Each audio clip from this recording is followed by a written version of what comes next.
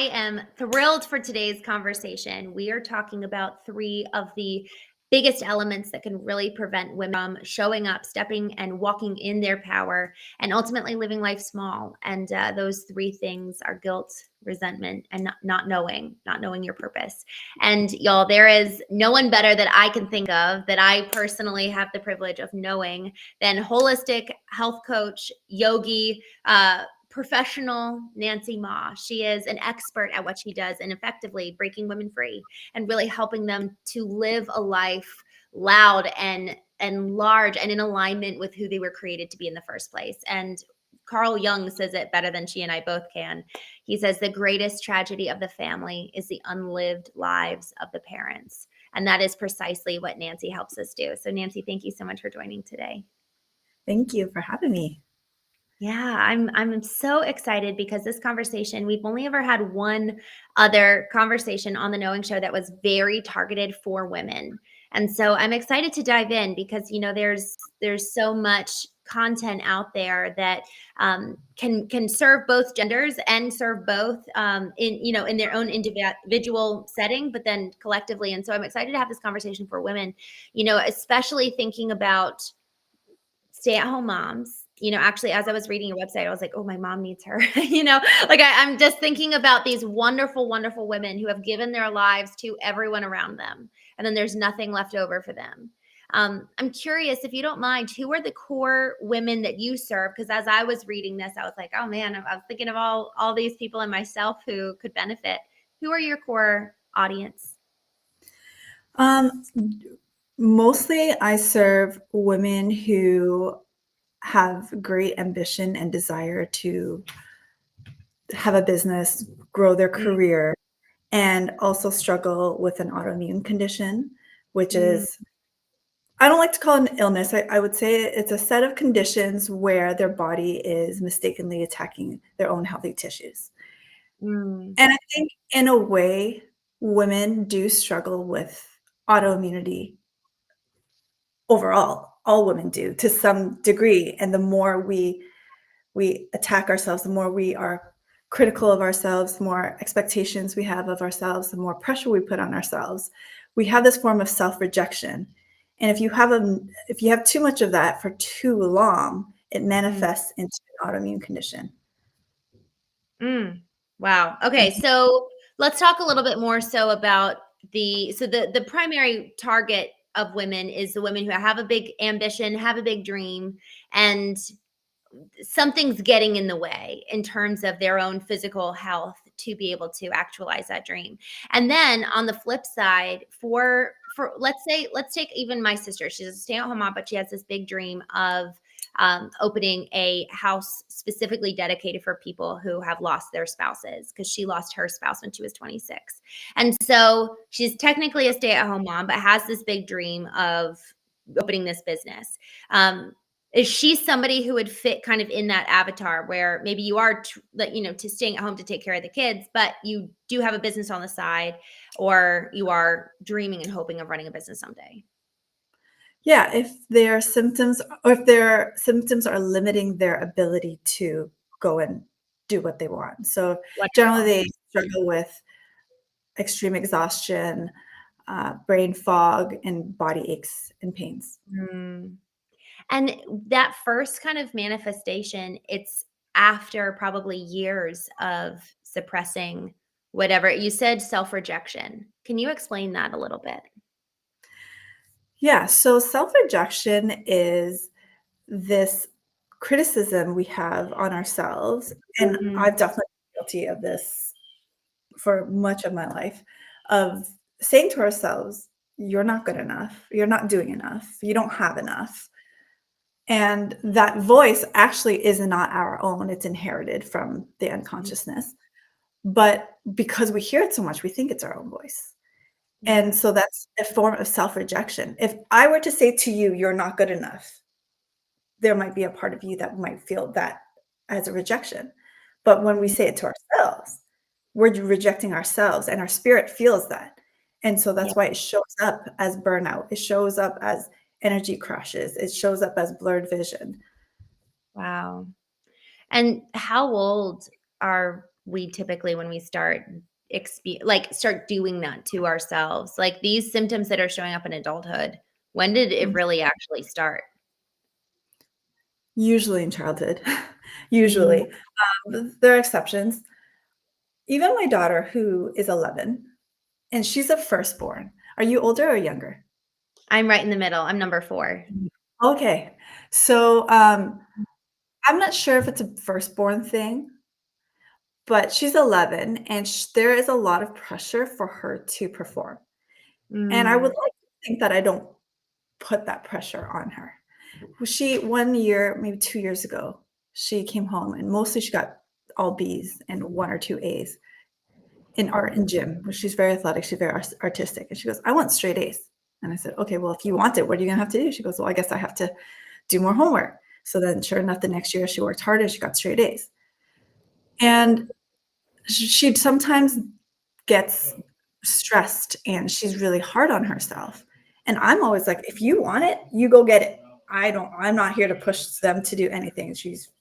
So I don't know if it's a function of just society, and I hate to mm, just put everything on society, but I'm not really sure why some of us have more pressure on ourselves than other. I certainly grew up with a lot of pressure, but my pressure did come from my parents. It was obvious, you need to get good grades, you need to get into good school, you need to make money. I mm, definitely don't put any of that pressure on my daughter. mm, So she still feels that. I hope not to mhm. the degree that she would have a complex, but I'm not sure.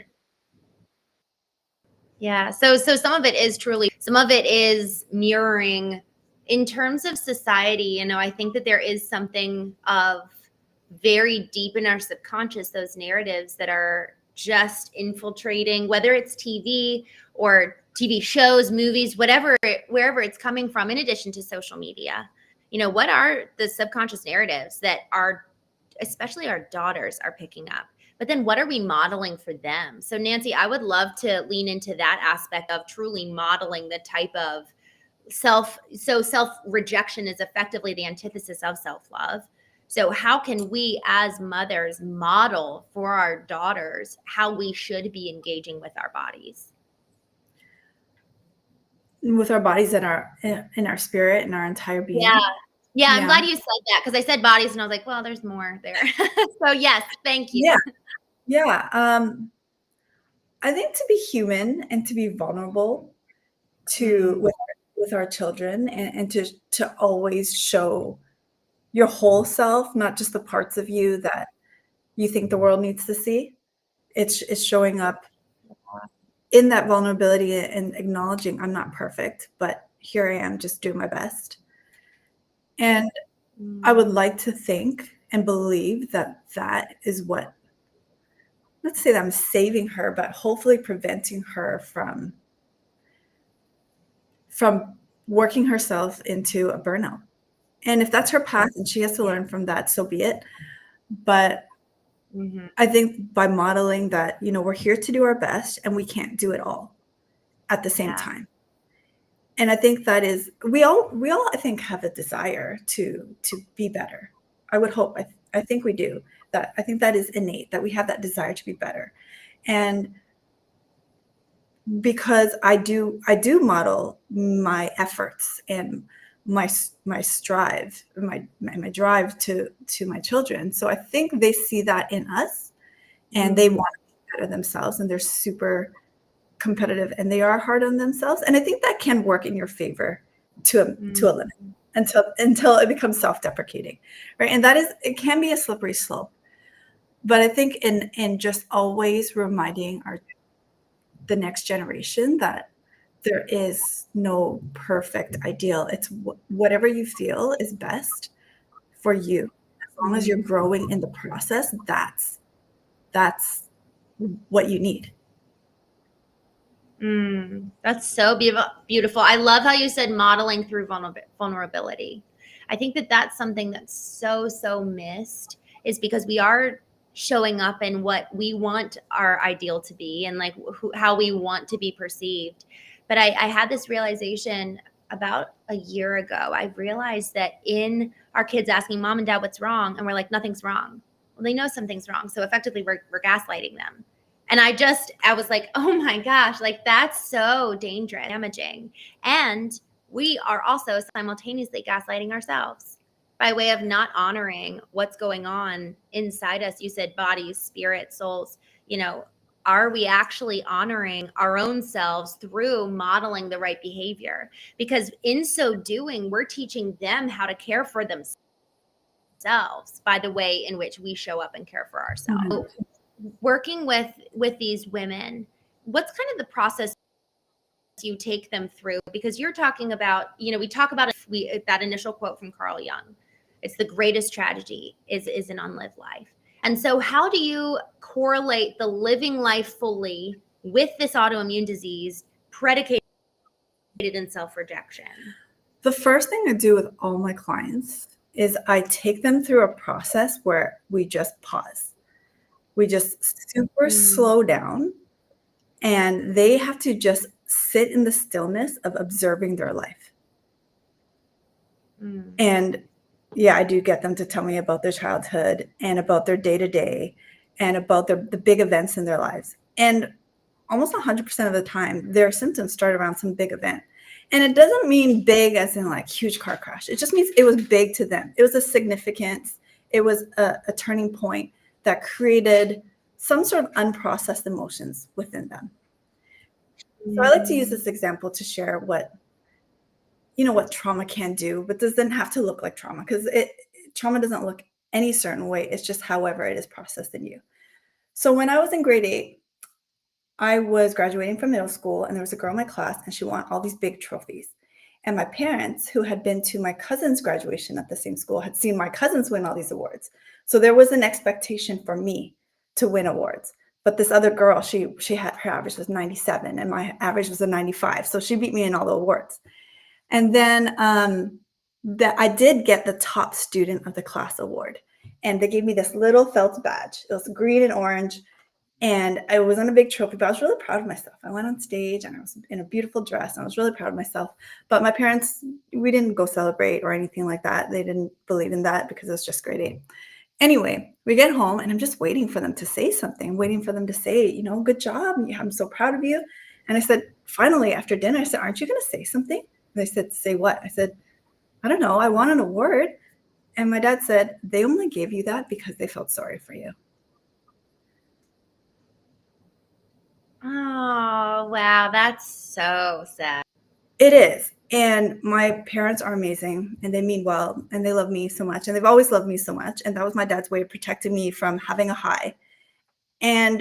But that memory was seared into my body.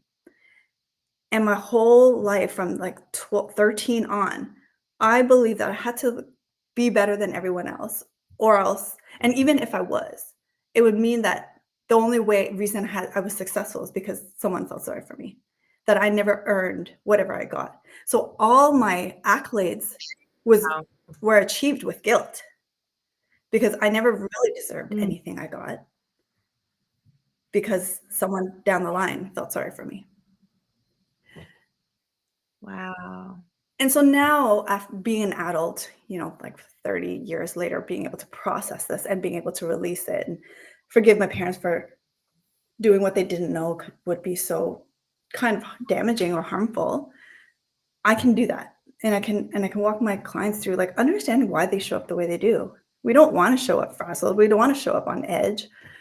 But there are things that have happened, especially in childhood, that have shaped us so much, but we didn't know how to process. And I wasn't even allowed to cry. If I cried, my parents were refugees. They were on a boat and left Vietnam like 40 something years ago. And so they had a reason to cry. I never had a reason to cry. Right. And so every generation deals with their own situations and traumas. And it doesn't have to be so like damaging. I know a lot of times people, and sometimes it is. I do unfortunately work with a lot of women who have been abused. Right. So, and either way, whether you're traumatized or not, there's still some guilt that, as a girl, I know men, they definitely deal with their own problems, and boys, they deal with their own issues, but I don't think guilt is one of them. Like my son doesn't feel guilty even when he does something wrong, you know? And as a girl, I think we always feel guilty no matter what happens. Mhm. And so it's not that I never feel guilty. I see it. I feel it. I see it, acknowledge it, and I can process it and release it and know when it's serving me and when it's Mm. not. But so I think to answer your question, when does it start or why, or what's my process? I help them walk through. I never like for people to live in the past because that doesn't serve you. I Yeah. just want to go to the Yeah. past enough for them to understand, to like shed a light or turn on a light switch at a dark time in their lives so that they can see like how that shaped them. And then they can literally take that and bring it out in the trash, you know? But Mm. if we don't do that, it festers. It for sure festers. And then to your point, it turns into these autoimmune conditions because we're self-sabotaging ourselves. Yeah. So what initially starts off as guilt or resentment or maybe even a self-loathing, it translates into, and that starts in your spirit and soul, right? Your emotional level, your spiritual level, but then that transcends into, or translates down into the body.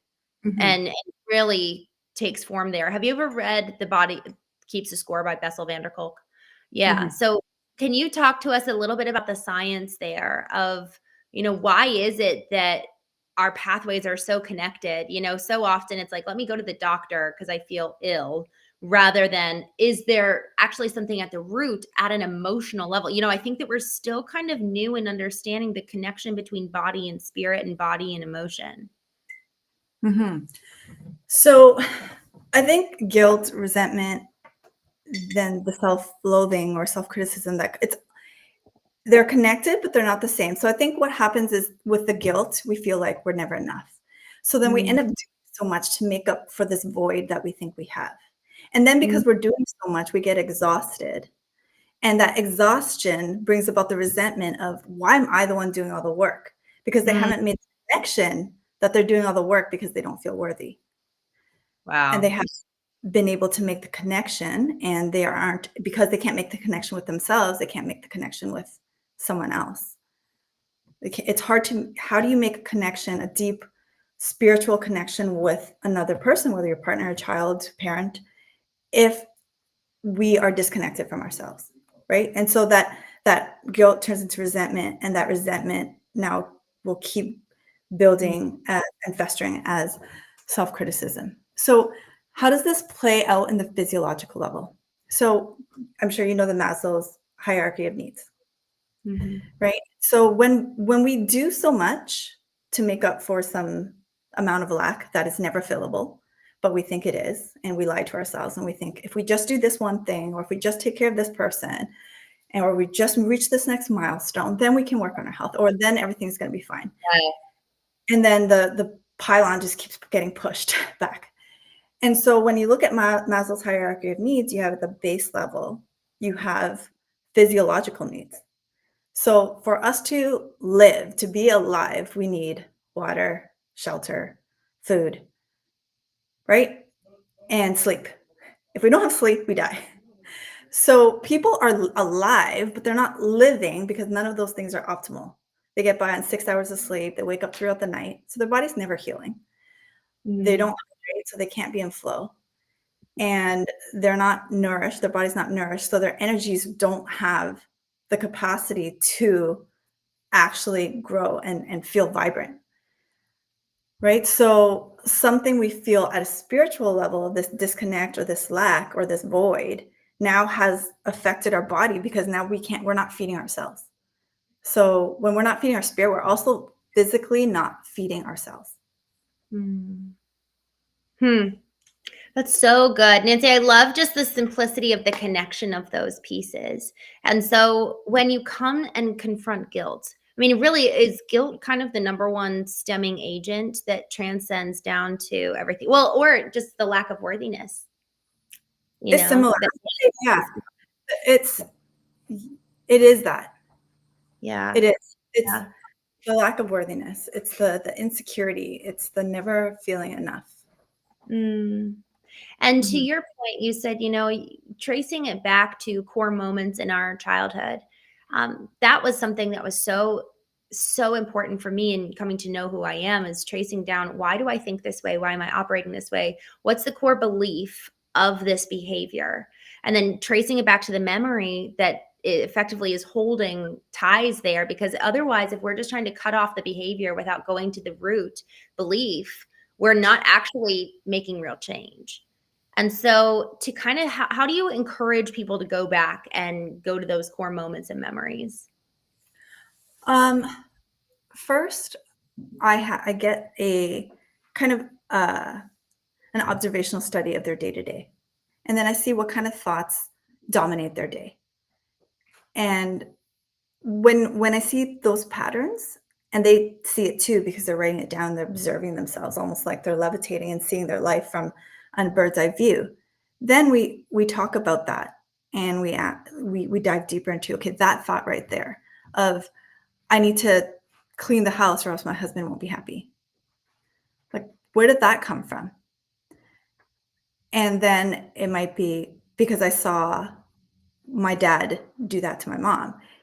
One of my clients, her story was that um, her mom, when her dad was retiring, she was really getting really excited, and he's like, "What's there for you to be excited about? You're not retiring. You still are going to be doing what you're doing every day. You just clean the house. That's your only job."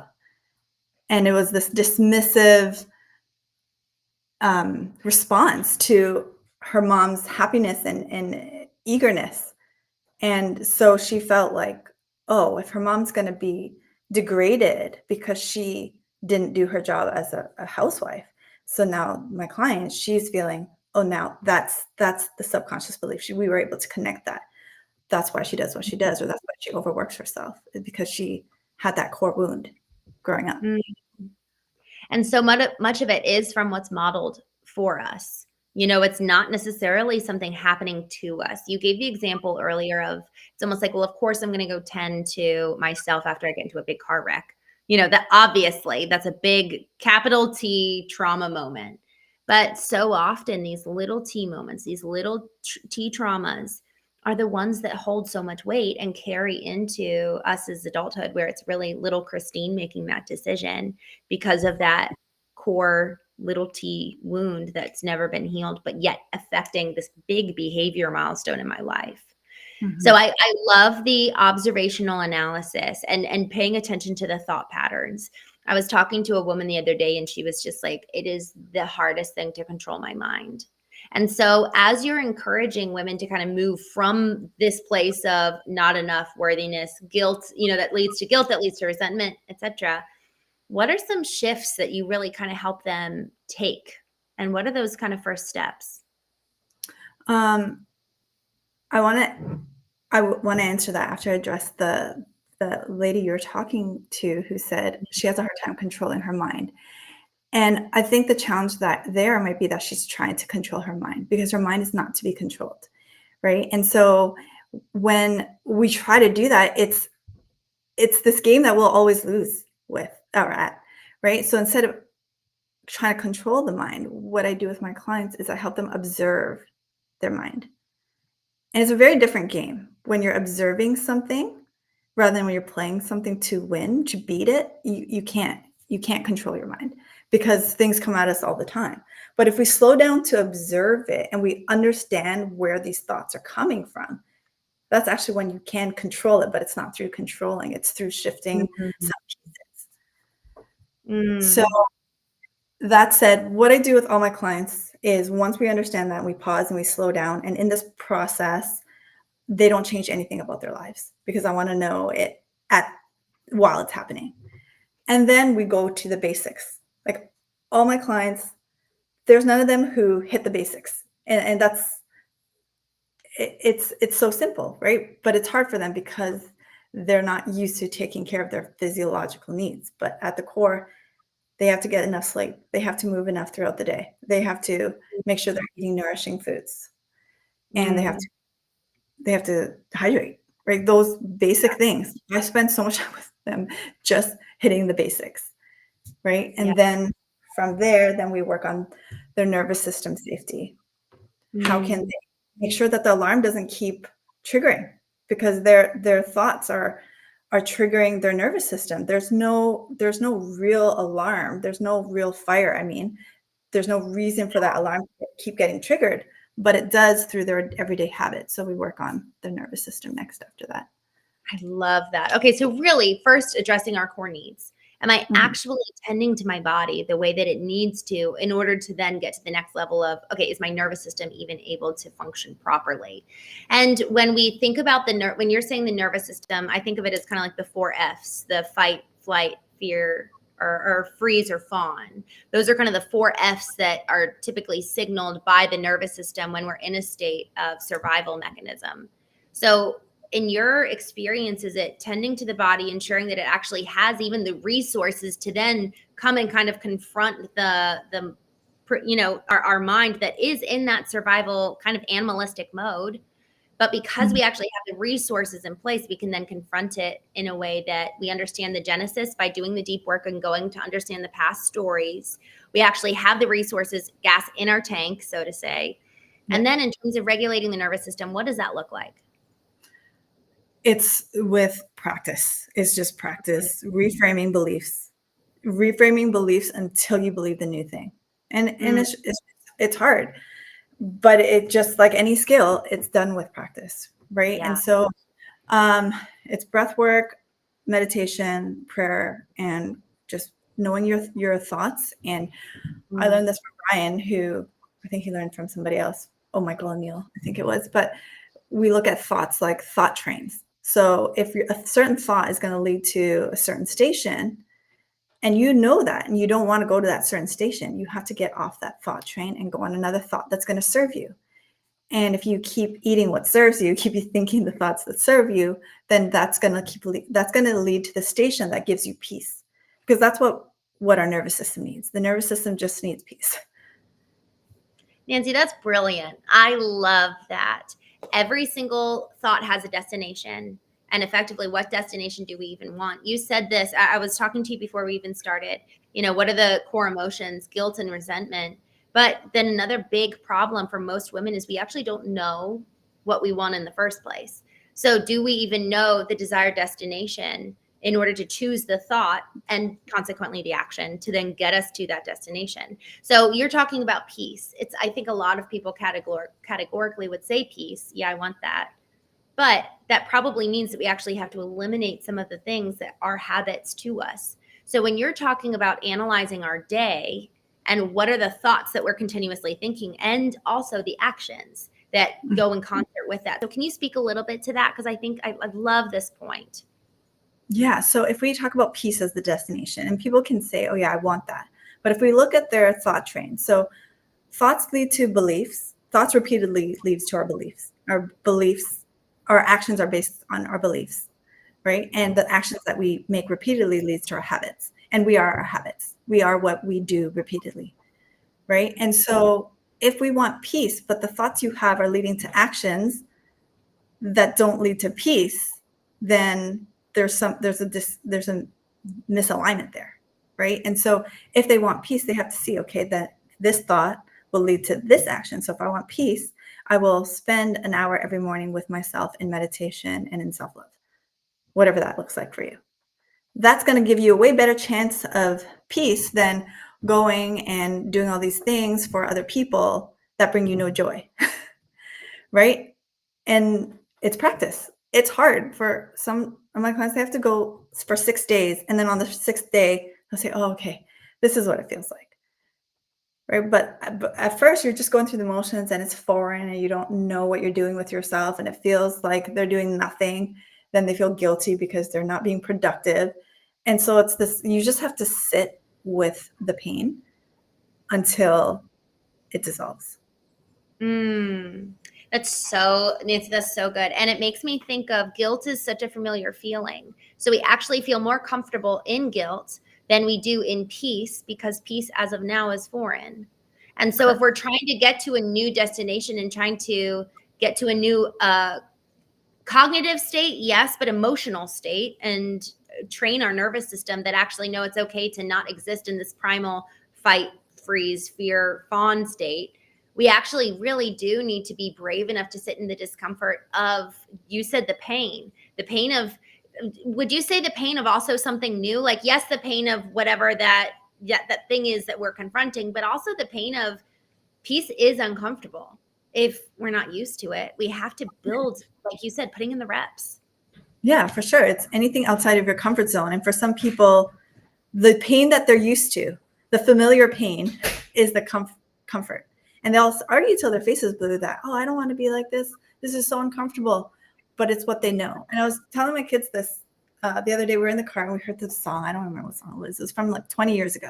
And I was singing along and I go, what am I doing? I hate this song. I used to hate the song so much. But why was I singing it? And it was just because it was familiar. And it brought me to a time 20 years ago where it was popular.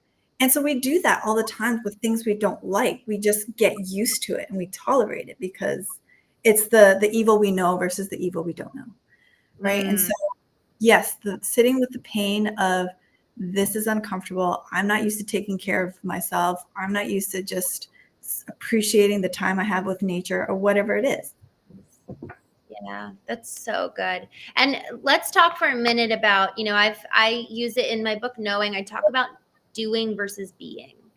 And, we're not human doers, or human beings. But in order for us to kind of do, propelled from a state of being, right? Because it's not that we just sit and sing songs all day and, meditate. It's that we actually have those big ambitions. We have the dreams. So how do we completely kind of fundamentally shift our modus operandi to be from this place of being, from this place of peace? Well, we then go and do. I think it's important that everybody takes a vacation. I think it's important to at least take some time. If you can't do a vacation, take a weekend to intentionally slow down. Just slow down and sit with your thoughts.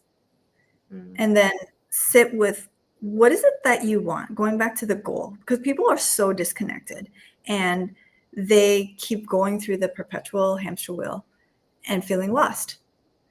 And if you sit with that, you know what you want. At the end of the day, we all want the same things. We want the freedom to speak our truth, to be ourselves. We want to have health, optimal health and prosperity. We want to be able to grow as a person. We all want the same, self-actualization. When we look at, again, Maslow's hierarchy of needs, right? We want that. But people don't know they want that because they haven't sat with themselves long enough to connect with what they want and letting their purpose and their highest self fuel their desires. They're letting whatever the project of the day is or whatever fire they have to put out get them out of bed, right? So I think when you connect with your highest self or your highest sense of purpose or with God or whatever it is, your belief that it's going to drag you out of the mud or out of the trenches and get you up, I think that's I love the dragging you out of the mud and getting you up. Y'all, that's so, so good. I feel like, Nancy, I like walking away with just kind of one clear prompt. And y'all, I'm going to ask myself this, and I'm going to ask you, what is it that you want? What is the one thing? What Gary Keller and Jay Papasan talk about this in the book, The One Thing. What's the one thing, the lead domino in your life that's going to knock down all of the rest? And, if we identify what's the one thing that we really feel called to, that we know that we want, it has the emotional prowess to get us out of bed and to get that drive going so that we can take that pause. I love to do it every day in the morning. That time is so critical and so important because it feeds and nurtures our spirit. And I've found, Nancy, the more I sit every single morning and read my eulogy, who do I want to be? What do I want to accomplish by the end of my life? That is the gas. I'm literally, I feel like I'm filling up my tank for the day.